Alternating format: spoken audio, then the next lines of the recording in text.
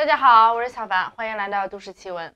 在1977年10月至1979年1月之间，美国的洛杉矶发生了一系列骇人听闻的女性被杀事件，受害者年龄均在12岁至28岁之间，生前均遭强奸以及不同程度的虐待，尸体多被遗弃在靠近好莱坞山附近的无人地带。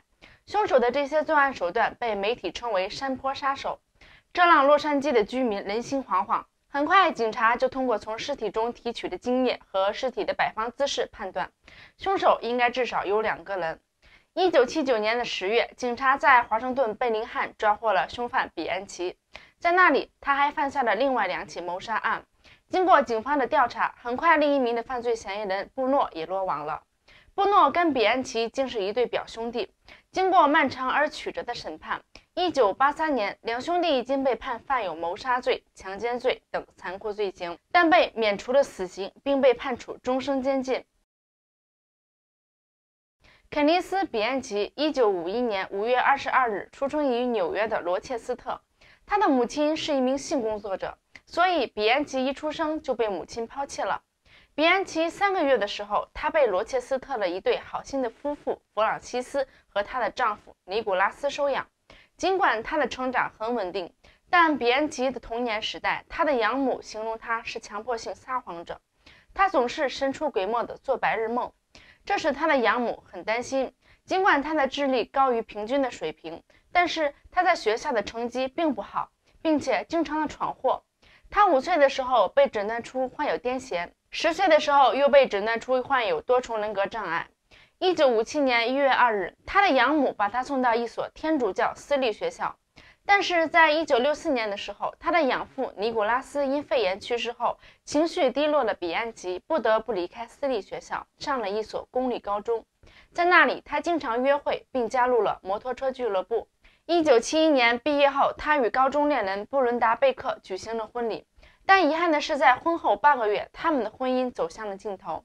这个时候，比安奇决定要成为一名警官，于是他就报考了门罗社区学院警察科学和心理学，但仅仅1个学期就辍学了。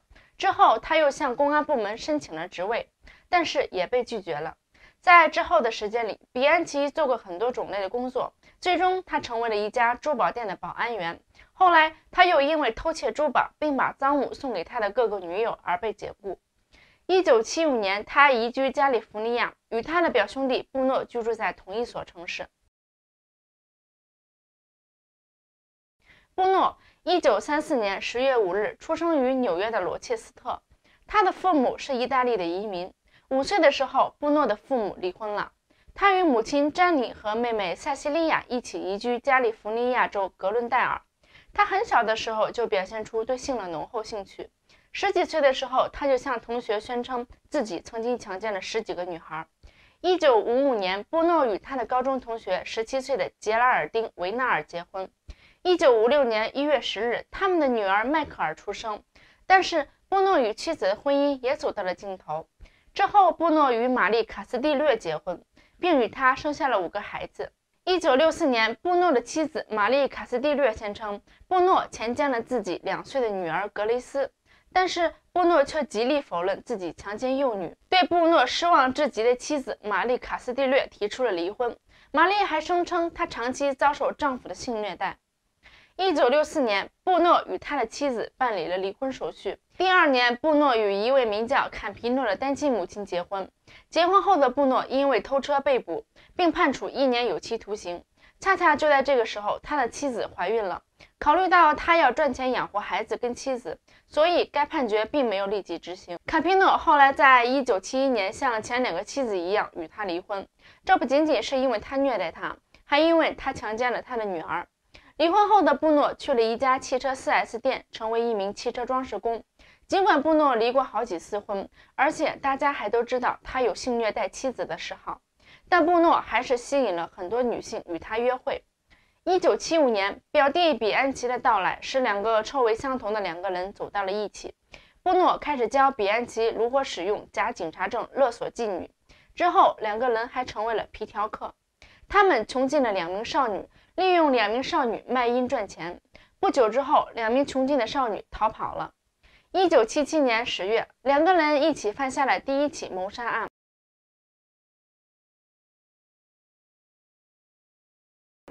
第一个受害者是一名黑人妓女，19岁，名叫尤兰达·华盛顿，在日落大道附近做皮肉生意。1977年10月17日，她的尸体在凡图拉高速公路旁边的山上被人发现。她的脖子、手腕和脚踝周围有可见淡淡的绳索痕迹，她是被强奸并被勒死的。1977年10月31日，15岁的朱迪恩·林恩·米勒在好莱坞大道附近失踪。她是一个离家出走的女孩，有毒瘾，偶尔还卖淫。她的尸体后来在拉克雷森塔花园中被人发现，死前曾被强奸，嘴上、手腕上、脚踝处都被缠绕着胶带。10月5日，21岁的丽莎·卡斯丁的尸体在格兰达尔地区被人发现。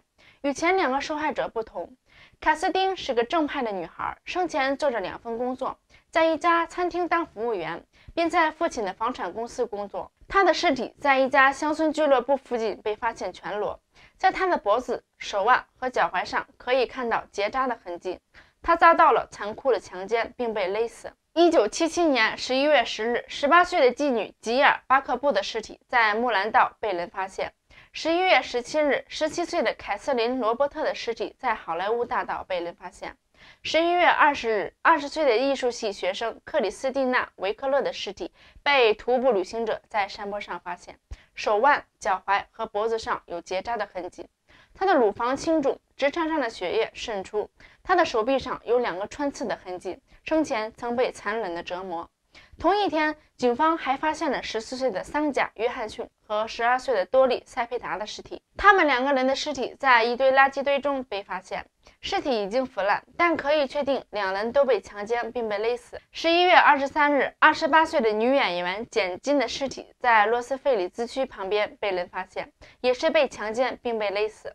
11月底，18岁的商学院学生劳伦·瓦格纳的尸体在克里夫山间公路上被人发现，他的手腕上有灼伤的痕迹，看似是受到了酷刑。这些谋杀案件存在明显的联系，几乎所有的尸体都是裸体，都被2个人强奸，都被捆绑、堵嘴、戴手铐，都是被扔在好莱坞周围的高速公路或者山间公路旁边。弃尸地点周围都没有居民，警方担心凶手是警察，至少反侦查能力很强。尸体上几乎没有任何的证据，发现的证据几乎都是无法成为呈堂证供。12月15日，17岁的妓女金伯利·马丁接到了应招女郎公司的命令，前往好莱坞罗旺子公寓为客人服务。说来有点讽刺，她加入这家公司就是因为害怕站街时被山腰杀手盯上。她的裸体被丢弃在靠近洛杉矶市政厅的一个废弃停车场内。警方前去那间公寓调查，发现公寓的门是被人撬开的。警方又对应招女郎公司接到的电话进行了定位，发现是从一个图书馆的公用电话打来的。1978年2月17日，有人报警说看到天使之管公路上有车辆冲下了悬崖。警察找到了车辆，在汽车的后备箱中发现了20岁的辛迪·哈德斯佩的裸体，显然被强奸。他生前正在上学，兼职做服务员。在这之后，谋杀神秘的停止了。11个月后，在洛杉矶北方1000英里外的贝林汉姆市，女大学生卡伦·曼迪克和戴安·怀尔德失踪了。曼迪克夜间在一家商店做兼职，前一年的暑假时，他和这里的一名保安成为了朋友。这名保安和蔼可亲、英俊帅气，并且是一家保安公司的管理层员工。他的名字叫肯尼斯·比安奇，当年27岁。他和一个名叫凯利·伯德的当地姑娘结婚并育有一子。1月的一天，比安奇对卡伦·曼迪克说，他可以给他提供一个轻松赚200美元的兼职工作。他说他在公司负责的一所住宅的警报系统出现了故障，而屋主在外度假。如果卡伦愿意在修理警报的时候看房子，就可以获得100美元。卡伦问能否带上室友戴安·怀尔德，比安奇立即答应了。不过比安奇强调，由于涉及警报系统，他们不能把这份工作告诉任何人。随后2个人被比安奇引诱到他所守卫的房屋中，最后尸体在一处死胡同里被人发现，他们并被勒死，生前曾遭强奸。警方和比安奇及其公司进行了联系，得知那所房子的警报系统没有故障，但钥匙丢失了。比安奇很快就被捕了。警方在那所住宅、比安奇的公寓和汽车中找到了很多的证据，证明他就是案犯。贝林汉姆市的警察局局长曾在洛杉矶地区担任警察，并且认识山腰杀手的一个受害者的父亲。由于这段经历，这名局长很熟悉山腰杀手的案子，而现在的这起案件让他觉得有相似之处，所以他先向比安奇的妻子凯莉询问了比安奇的背景。妻子凯莉说，1年半前他在洛杉矶认识了比安奇，生下了孩子之后，他回到了贝林汉姆。比安奇也于去年5月来到本市与他会合。局长很快给洛杉矶警方打了个电话，经过对妻子凯莉的询问，两件案子的联系越来越清晰。凯莉和比安奇曾住在龙王子公寓，也就是应召女郎被杀的地点。凯莉还说，他们俩当时没有装电话，比安奇总是到附近图书馆的公用电话亭打电话。后来被证实，这个电话就是打给应召女郎公司的那个电话亭。凯莉刚遇到比安奇的时候，比安奇就住在加菲尔德大道，那里也是2名受害者最后出现的地方。随着证据越来越多，洛杉矶也开始起诉比安奇犯下了谋杀罪行。